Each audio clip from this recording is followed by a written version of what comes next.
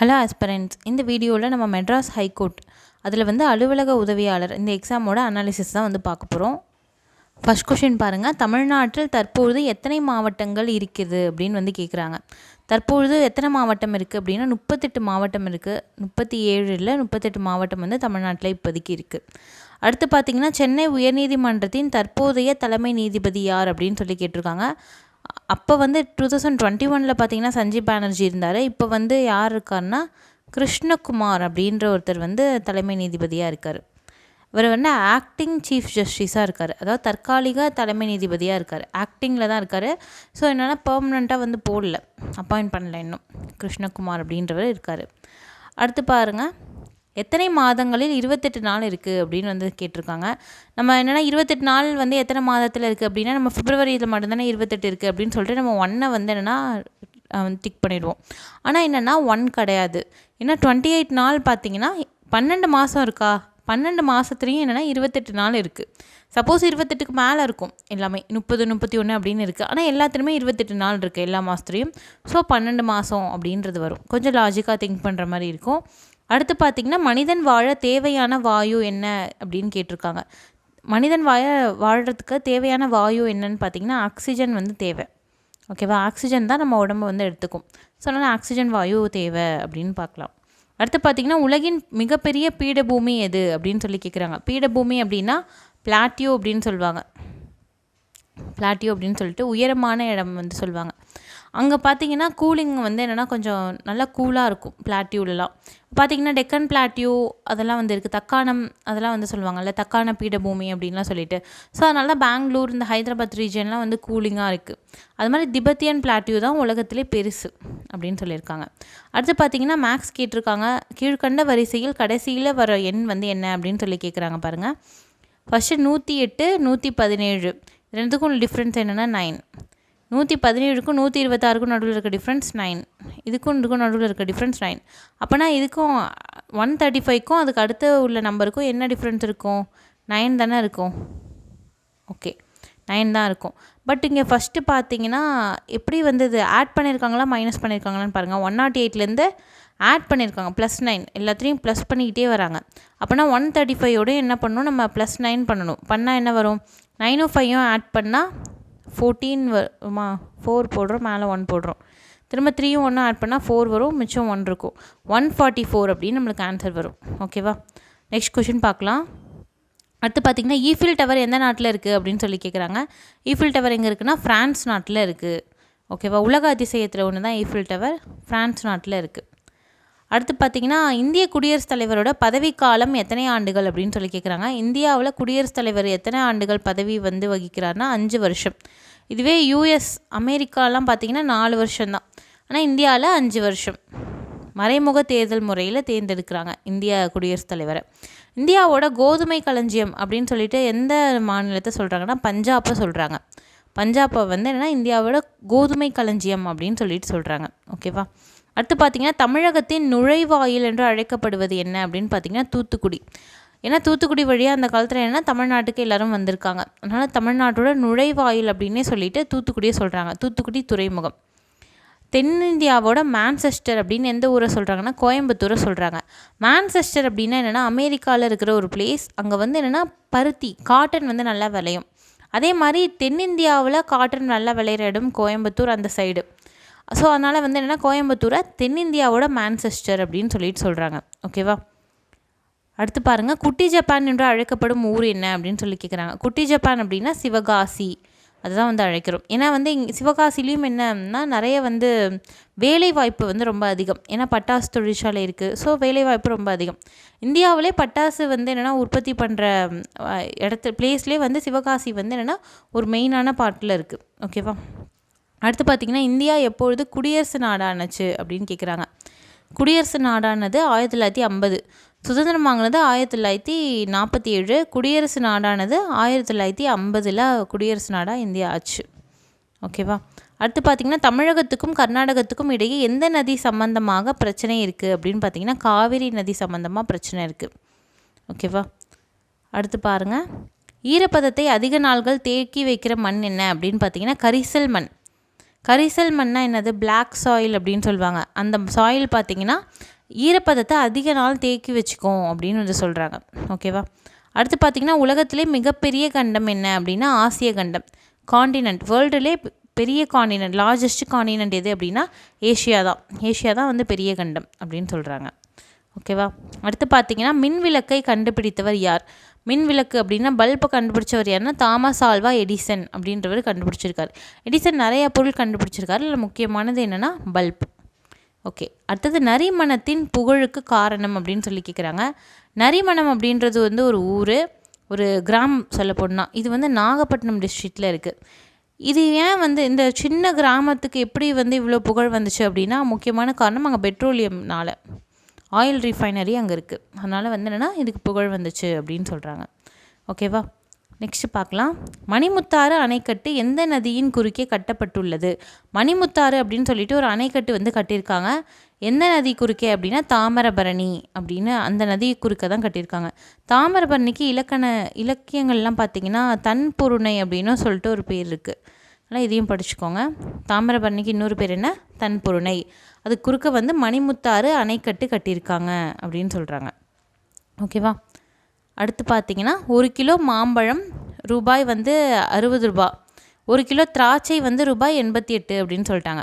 1 kilo சாத்துக்குடி ரூபாய் 34. ஒரு நபர் வந்து 4 கிலோ மாம்பழம் வாங்குறாரு, 4 கிலோ மேங்கோ வாங்குறாரு. அடுத்து பார்த்திங்கன்னா 6 கிலோ திராட்சை வாங்குறாரு, கிரேப்ஸு 6Gன்னு போட்டுக்கலாம். அதாவது 7 கிலோ சாத்துக்குடி 7Sன்னு போட்டுக்கலாம். ஈக்குவல் டு எவ்வளோ வருது அப்படின்னு நம்ம கண்டுபிடிக்கணும். இப்போ எம் என்ன கொடுத்துட்டாங்க? எம் ஈக்குவல் டு மாம்பழம் எவ்வளோனா 60 ரூபா, திராட்சை ஜி எவ்வளோனா 88 ரூபா. இதுவே வந்து சாத்துக்குடி எஸ் என்னன்னா 34 ரூபா. இது அப்படியே இதில் சப்ஸ்டியூட் பண்ணுங்கள். சப்ஸ்டியூட் பண்ணால் என்ன வரும்? 4 இன்ட்டு எம்முக்கு பதிலாக 60 ப்ளஸ் 6 ஜிக்கு பதிலாக என்ன 88 ப்ளஸ் 7 எஸ்ஸுக்கு பதிலாக என்ன 34. இப்படி போட்டோமா? இப்போ உள்ளே பெருக்குங்க. பெருக்குனா வரும் என்ன வரும்? 6ஐயும் மீன்ஸ் 60ஐயும் 4ஐயும் பெருக்குனா 240 வரும். ப்ளஸ் 88, 6 வந்து 8ஆல் பெருக்குனா என்ன வரும்? 48 வரும். 8 மிச்சம் 4 இருக்கும். திரும்ப 6 8ஆல் பெருக்குனா 48, திரும்ப 4 இருக்குது மேலே 528 ப்ளஸ் 7 இன்ட்டு 34 எவ்வளோ வரும்? 7 4 எவ்வளோ வரும்னா 28, மிச்சம் 2 இருக்கும். 7 3 21, மிச்சம் மேலே 2 இருக்குது, 238 வரும். இப்போ எல்லாத்தையும் கூட்டினா என்ன வரும்? 240, 528, 238 அப்படின்னு வரும். எல்லாத்தையும் கூட்டுங்க. கூட்டினா என்ன வரும்? 8 8 16, 1 4 என்னென்னா 5, கீழே ஒரு 5, ஸோ 10 வரும். மிச்சம் பார்த்திங்கன்னா 2 5 எவ்வளோ வரும்? 7 2 9, மேலே ஒரு 1, 1006 ரூபா வருது. 1006 ரூபா மொத்தமாக வருது. ஓகேவா? ஆனால் அவங்க என்ன கேட்குறாங்க? வாங்கி கொண்டு கடைக்காரரில் 2000 ரூபா கொடுக்குறாங்க. கடைக்காரர் எவ்வளோ தரணும் மீதி அப்படின்னு சொல்லி கேட்குறாங்க. அப்படின்னா என்னது? 2000 ரூபாயில் 1006 ரூபா போனால் எவ்வளோ வருது அப்படின்னு நம்ம பார்க்கணும். 2000 ரூபாயில் 1006 ரூபா போனால் எவ்வளோ வருது அப்படின்னு சொல்லிட்டு பார்க்கணும். இது 10 ஆகும், இது 9, இது 9 ஆகிடும், இது 1 ஆகிடும். அப்படி பார்த்தா 10லேருந்து 6 போனால் 4, மிச்சம் 9 994 ரூபா வந்து என்னென்னா மிச்சம் கொடுப்பார். ஓகேவா? இது மாதிரி மேக்ஸ் வந்து சின்ன சின்ன ப்ராப்ளம்ஸ் வந்து கேட்கலாம். இது மாதிரி வந்து சால்வ் பண்ணுற மாதிரி தான் இருக்கும், ஈஸியாக தான் இருக்கும். ஓகேவா? நெக்ஸ்ட்டு பார்க்கலாம். 5 லிட்டர் ப்ளஸ் 60 மில்லி லிட்டர், இது வந்து எவ்வளோ மில்லி லிட்டராக மாற்றலாம் அப்படின்னு சொல்லி கேட்குறாங்க. 60 மில்லி லிட்டர் அப்படியே வச்சுக்கோங்க. 5 லிட்டரை வந்து எப்படி மில்லி லிட்டராக மாற்றலாம்? 5 லிட்டரை எவ்வளோ மில்லி லிட்டராக மாற்றலாம்? 1 லிட்டர் ஈக்குவல் டு எவ்வளோனா 1000 மில்லி லிட்டர். அப்போ 5 லிட்டர்னால் எவ்வளோ? 5 இன்ட்டு 1000 அப்போனா எவ்வளோ? 5000 மில்லி லிட்டர். 5000 milli litre. ஓகேவா? ப்ளஸ் என்னென்னா இன்னொரு 60 மில்லி லிட்டர் இங்கே இருக்குது. ரெண்டுத்தையும் சேர்த்தா என்ன வரும்? 5060 மில்லி லிட்டர் அப்படின்னு சொல்லிட்டு வரும் டோட்டலாக. ஓகேவா? அடுத்து பார்க்கலாம். ஒரு பெஞ்சில் 6 மாணவர்களை வந்து ஆக்சுவலி உட்கார வைக்கலாமா? ஒரு பெஞ்சில் எவ்வளோ பேர் உட்கார வைக்கலாம்? 6 மாணவர்களை உட்கார வைக்கலாம். அப்போனா 210 மாணவர்களை உட்கார வைக்க எத்தனை பெஞ்சு தேவைப்படும் அப்படின்னு சொல்லி கேட்குறாங்க. ஓகேவா? அப்படின்னா வந்து என்ன பண்ணலாம்? ஒரு பெஞ்சில் 6 மாணவர்கள் உட்காடுறாங்க. அப்படின்னா எத்தனை பெஞ்சு வேணும் அப்படின்னு கேட்குறாங்க? 210 மாணவர்களுக்கு. அப்போ என்ன பண்ணலாம்? 210 டிவைடட் பையில் 6 போடலாம். 6ஆல் வந்து வகுத்து பாருங்கள். 6 1 6, 6 3 என்னென்னா 18 வரும், மிச்சம் 3 இருக்கும். 6 5 என்ன வரும் அப்படின்னு பார்த்திங்கன்னா 30 வரும். ஸோ 35 பெஞ்சு வந்து நம்மளுக்கு தேவைப்படும் 210 மாணவர்களை உட்கார வைக்கணும் அப்படின்னா. ஓகேவா, நெக்ஸ்ட் பார்க்கலாம். அடுத்து பார்த்திங்கன்னா அதிக மக்கள் தொகை கொண்ட நாடுகளின் பட்டியலில் இந்தியா எத்தனாவது இடத்துல இருக்குது அப்படின்னு சொல்லி கேட்குறாங்க. அதிக மக்கள் தொகை கொண்ட நாடோட பட்டியலில் இந்தியா இப்போ 2வது பிளேஸில் இல்லை, முதல் பிளேஸ்க்கு போயிடுச்சு.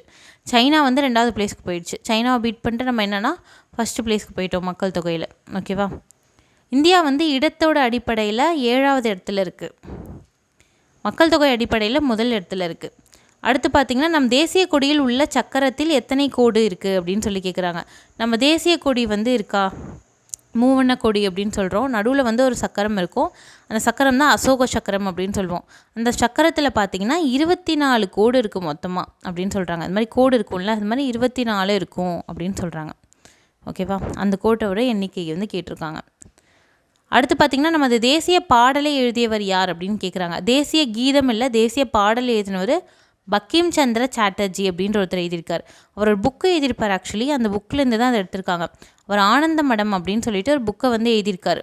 வங்காள மொழி புக்கு அது. ஆக்சுவலி ஆனந்த் மேத் அப்படின்னு வந்து சொல்லுவாங்க நம்ம இங்கிலீஷில் படிக்கும்போது. ஆனந்த மடம் அப்படின்ற புக்கிலேருந்து தான் இந்த தேசிய பாடலை வந்து எடுத்திருக்காங்க. ரவீந்திரநாத் தாகூர் வந்து என்னென்னா தேசிய கீதம் வந்து எழுதியிருக்கார். இவர் வந்து தேசிய பாடல் எழுதியிருக்கார். ஓகேவா, வந்தே மாதரம் அப்படின்றது தான் நம்ம தேசிய பாடல். தேசிய கீதம் வந்து ஜனகணமன. ஓகே, நெக்ஸ்ட் கொஸ்டின் பார்க்கலாம். தமிழகத்தோட நெற்களஞ்சியம் என்ன அப்படின்னு சொல்லி கேட்குறாங்க. நெற்களஞ்சியம் நம்ம எந்த ஊர் சொல்லுவோம், தஞ்சாவூர் தான். ஓகேவா, தஞ்சாவூர் தான். சோழ நாடு சோறுடைத்தேன்னு சொல்லுவாங்கல்ல, சோழ நாட்டு வந்து என்னென்னா மெயினாக கேபிட்டலாக இருந்தது தஞ்சாவூர். ஸோ அங்கே தான் வந்து நெற்களஞ்சியமாக இருக்குது. ஓகேவா, அடுத்து பார்க்கலாம். பொறுத்துக்க பாருங்கள். தொலைபேசி யார் யார் கண்டுபிடிச்சதுன்னு சொல்லி கேட்டிருக்காங்க. தொலைபேசியை கண்டுபிடிச்சவர் யார் அப்படின்னா கிரஹாம் பெல். ஃபோன் போட்டால் என்ன பெல் அடிக்கும் அப்படின்னு ஞாபகம் வச்சுக்கோங்க. ரேடியோ கண்டுபிடிச்சது யாருன்னா மார்க்கோனி அப்படின்றவர் கண்டுபிடிச்சிருக்காரு. விமானம் வந்து ரைட் சகோதரர்கள், ரைட் பிரதர்ஸ் அப்படின்னு சொல்லுவாங்க. தொலைக்காட்சியை கண்டுபிடிச்சது பேட் அப்படின்னு ஒருத்தர் கண்டுபிடிச்சிருக்காரு. ஃபஸ்ட்டு 3 4 1 2 அப்படின்னா ஆப்ஷன் டி தான் வந்து ஆன்சராக வரும். ஓகேவா, இது மாதிரி முக்கியமாக ஒரு கொஞ்சம் பொருள்லாம் இருக்கும்ல, இந்த மாதிரி தொலைபேசி, தொலைக்காட்சி, இந்த மாதிரிலாம் வந்து என்னென்னா யார் யார் கண்டுபிடிச்சாங்க அப்படின்னு வந்து பார்த்து வச்சுக்கிட்டா ஈஸியாக இருக்கும். ஓகேவா, நெக்ஸ்ட் கொஷின் பார்க்கலாம். கீழ்கண்ட சூழலில் எந்த கூற்று மிகச் சரியானது அப்படின்னு சொல்லி கேட்டிருக்காங்க. முதல்ல என்ன கொடுத்துருக்காங்கன்னு பார்ப்போம். உன் நண்பர் பிறர் பையிலிருந்து ஏதோ ஒரு பொருளை எடுப்பதை பார்த்து விட்டாய். நம்ம நண்பர் வந்து வேற ஒருத்தவங்க பையிலேருந்து ஏதோ ஒரு பொருளை பார்க்குறாங்க. அப்போ நம்ம எப்படி ரியாக்ட் பண்ணுவோம், அதை தான் வந்து கேட்குறாங்க. என் நண்பர் ஆகையால் யாரிடமும் காட்டி கொடுக்க மாட்டேன், எனக்கு தெரிந்ததாகவும் காட்டி கொள்ள மாட்டேன். இது தப்பு தானே, அவங்க பண்ணது தப்பு. அது யார்ட்டையுமே காட்டி கொடுக்காம நம்ம அவங்களுக்கு துணை போகிறது ரொம்ப ரொம்ப தப்பு. அதனால் இது கிடையாது.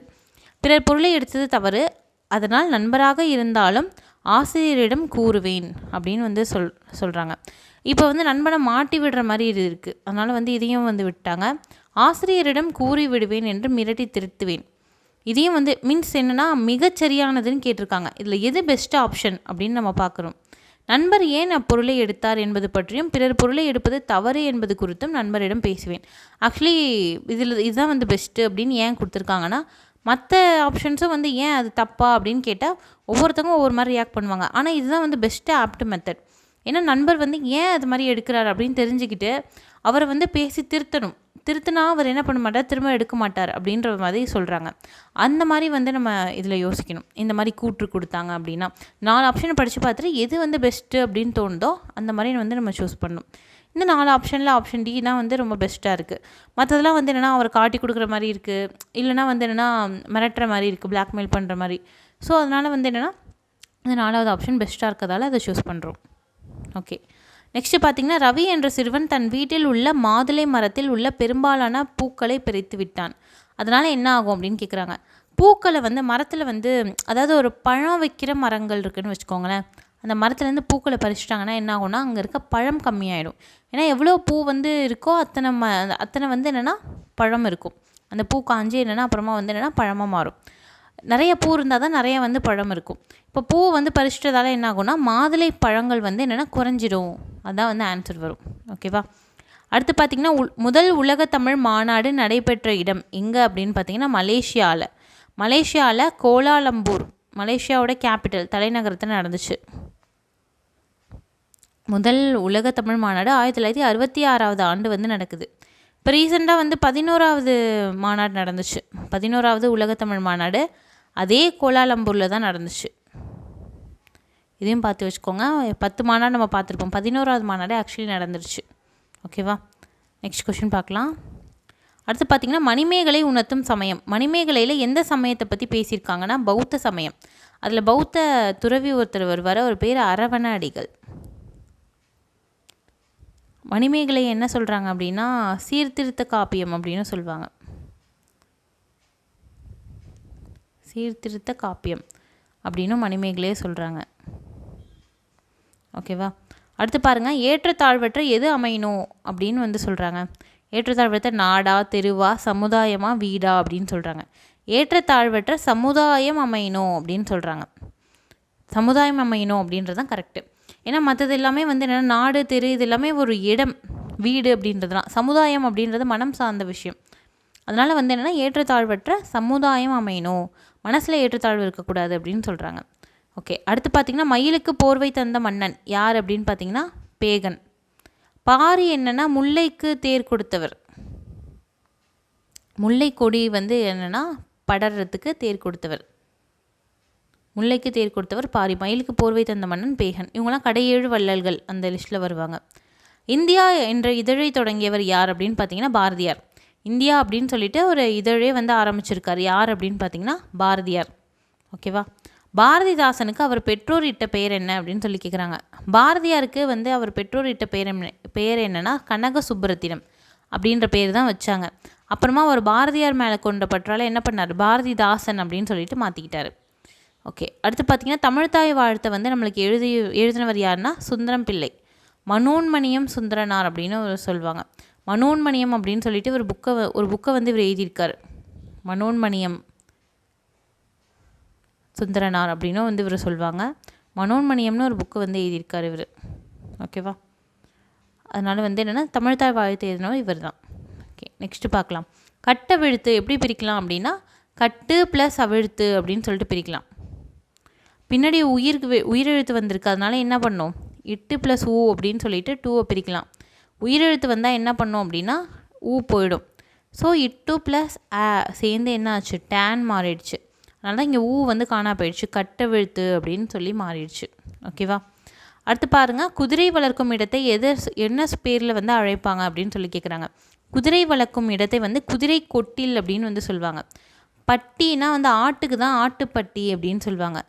மாடுக்கு வந்து மாட்டுத்தொழுவம் அப்படின்னு சொல்லுவாங்க. எலிக்கு வந்து வலை அப்படின்னு சொல்லுவாங்க. எல்லாம் ஒவ்வொரு விலங்குகள் வந்து வாழ்கிற இடம், ஒவ்வொன்றும் வந்து ஒவ்வொரு பேரில் இருக்கும். அதை வந்து பார்த்து வச்சுக்கோங்க. ஓகே, நெக்ஸ்ட்டு பார்க்கலாம். ஆந்தை ஒளிமரபு கேட்டிருக்காங்க. ஆந்தை என்ன பண்ணணுன்னா அலரும். எது ஊளையிடும், நரி வந்து ஊளையிடும். எது கூவும்னா குயில் வந்து கூவும். கழுதை வந்து கத்தும். ஓகேவா? இது மாதிரி ஒளிமரபு சொற்கள் வந்து என்னென்னா புக்கில் கொடுத்துருப்பாங்க, அதுவும் வந்து ரொம்ப முக்கியம். அடுத்து பார்த்திங்கன்னா நோயற்ற வாழ்வே என்னது, குறைவற்ற செல்வம். அதாவது நம்ம தேடி செல்கிறோம்ல, பொன் செல்வம்லாம் செல்வம் இல்லை, நோய் இல்லாத வாழ்வு தான் செல்வம் அப்படின்னு வந்து சொல்கிறாங்க. இது வந்து பழமொழி. இது மாதிரி பழமொழியை கூட கம்ப்ளீட் பண்ண சொல்லி கேட்கலாம். அடுத்து பாருங்கள், பொறுத்துக்கால வாழை வந்து வளர்க்குற இடத்த என்ன சொல்கிறாங்க அப்படி கேட்டிருக்காங்க. வாழை வந்து என்னென்னா தோட்டம், வாழை தோட்டம். நெல் அப்படின்னா என்னதுன்னா வயல். நெல் எங்கே பயிரிடுவாங்க, வயலில் பயிரிடுவாங்க. சோளம்னா என்னது, சோள கொல்லை. சோளம் எங்கே வந்து பயிரிடுவாங்கன்னா கொல்லையில். கொய்யா எங்கன்னா தோப்பில் பயிரிடுவாங்க. கொய்யா தோப்பு, தென்னந்தோப்பு, இதெல்லாம் வந்து தோப்பு. 3, 4, 2, 1 அப்படின்றது ஆன்சராக வரும். இதெல்லாம் ஈஸியான கொஷின் தான், நம்ம பார்த்தாலே வந்து தெரிஞ்சிடும் என்ன ஆன்சர் அப்படின்னு சொல்லிட்டு. கீழ்கண்ட கூற்றுகளில் எது சரியானது அப்படின்னு சொல்லி கேட்குறாங்க. திராட்சை கொத்து கொத்தாய் காய்த்து தொங்கி கொண்டிருந்தன அப்படின்னு சொல்கிறாங்க. இலக்கண பிழை எதுவும் இல்லாமல் தான் இருக்குது, அதனால் ஓகே. அமுதா பூந்தோட்டம் பூக்களை பறித்தாள் அப்படின்னு சொல்கிறாங்க. அமுதா பூந்தோட்டத்தில் பூக்களை பறித்தாள் அப்படின்னு சொல்லிட்டு வரணும், அதனால் தப்பு. மக்கள் மந்தையாக சென்றனர். ஓகே, இலக்கண பிழை இல்லை. ஸோ அதனால் கூற்றுகள் 1 மற்றும் 3 இது 2 தான் வந்து சரி. 2வது வந்து தவறு. ஓகேவா? அடுத்து பாருங்கள், நெல் + கதிர் இது 2த்தையும் சேர்த்து எழுதுனா என்ன வரும் அப்படின்னா, சேர்த்து எழுதும்போது இந்த இல் வந்து திரிஞ்சு போயிடும், இருன்னு மாறிடும். இந்த இல் அப்படின்றது இருன்னு மாறிடும், நெற்கதிர் அப்படின்னு சொல்லிட்டு மாறிடும். ஓகேவா?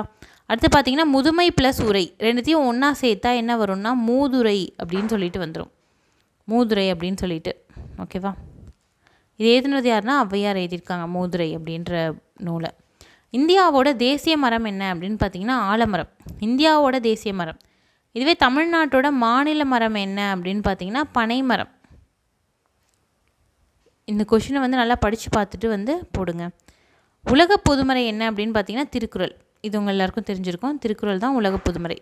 சிலப்பதிகாரத்துக்கும் நிறையா பேர் இருக்குது. குடிமக்கள் காப்பியம், முதல் காப்பியம், முத்தமிழ் காப்பியம், நாடக காப்பியம், மாதிரி ஏகப்பட்ட பேர் இருக்குது சிலப்பதிகாரத்துக்கு. உரையிடையிட்ட பாட்டுடை செய்யுள் அப்படின்னு சொல்லிடலாம். ஓகே, நெக்ஸ்ட்டு பார்க்கலாம். 47 என்ன கேட்டிருக்காங்க பாருங்கள். தமிழ்நாட்டை ஒட்டியுள்ள மாநிலங்கள். அதாவது தமிழ்நாட்டு கூட பார்டர் ஷேர் பண்ணுற ரீஜியன் என்னென்ன மாநிலம் ஷேர் பண்ணுதுன்னா கேரளா ஷேர் பண்ணுது, கர்நாடகா ஷேர் பண்ணுது, ஆந்திரா ஷேர் பண்ணுது. பாண்டிச்சேரியும் தமிழ்நாடு ஒட்டி தான் இருக்குது. ஆனால் அது மாநிலம் கிடையாது. அது என்னது யூனியன் பிரதேசம். அதனால் அது ஆன்சர் வராது. ஸோ தமிழ்நாட்டை ஒட்டியுள்ள மாநிலங்கள்னால் கேரளா, கர்நாடகா, ஆந்திரா 3 தான். ஓகேவா? அடுத்து பாருங்கள். தெனாலிராமன் எந்த அரசரோட அவையில் இருந்தார் அப்படின்னு சொல்லி கேட்குறாங்க. தெனாலிராமன் விகடகவியாக இருந்தார் அப்படின்னு சொல்லுவாங்க. அவர் என்ன யார்கிட்ட இருந்தார்னா கிருஷ்ணதேவராயர், விஜயநகர பேரரசர், அவர்கிட்ட தான் என்னென்னா அவரோட அரசவையில் தான் இருந்திருக்கார். அந்த அஷ்டதிகஜங்கள் அப்படின்னு சொல்லுவாங்க. இவர்கிட்ட ஒரு 8 பேர் இருப்பாங்க, 8 அமைச்சர்கள். அதில் ஒருத்தராக இருந்தார் அஷ்டதிகஜங்கள். ஓகேவா?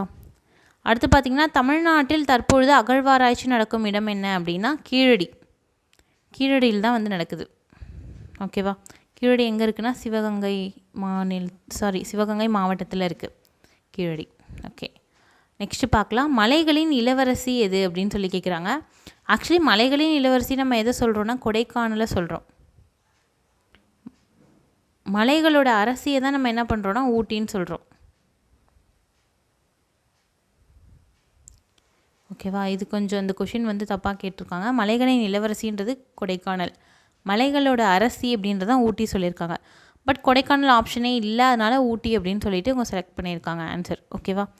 நம்ம நெக்ஸ்ட் வீடியோவில் பார்த்திங்கன்னா தினமும் இனிமேல் என்னென்னா MHC என்னென்னா எக்ஸாம் வரைக்கும் நம்ம சீரீஸ் பார்க்கலாம். இது மாதிரி டெஸ்ட் சீரீஸ். ஓகேவா? நெக்ஸ்ட் வீடியோவில் பார்க்கலாம். தேங்க்யூ.